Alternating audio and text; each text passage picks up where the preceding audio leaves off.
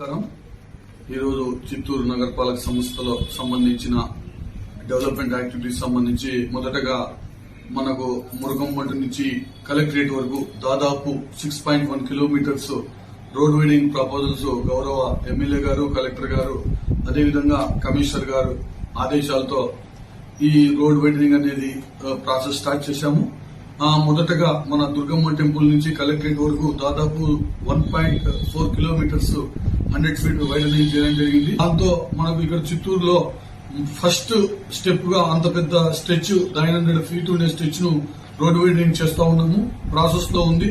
అదేవిధంగా గంగినేని పార్క్ సంబంధించిన కాంపౌండ్ కూడా దాదాపు 600 ఫీట్ మేము గౌరవ కమిషనర్ గారు ఆ కాంపౌండ్ వాళ్ళు తీసి లోపలికి కట్టించడం జరిగింది.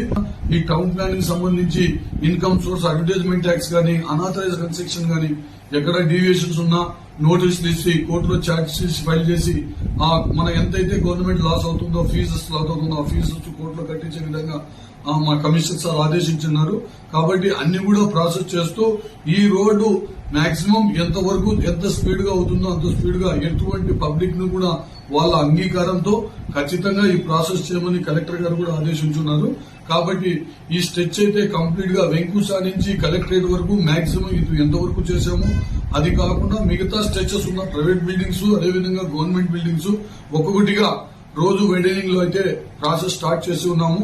ప్రతి ఒక్కటి కూడా లీగల్ గా ఎటువంటి ఇష్యూస్ లేకుండా, ఎక్కడా ప్రాబ్లమ్స్ లేకుండా గౌరవ కమిషనర్ గారు, కలెక్టర్ గారు, ఎమ్మెల్యే గారి ఆదేశాల ప్రకారము రోడ్డు డెవలప్ చేసి ఖచ్చితంగా ఈ ఊరిని డెవలప్మెంట్ చేసి అభివృద్ది పదంలో ముందుకు తీసుకెళ్తామని కోరుతున్నాను.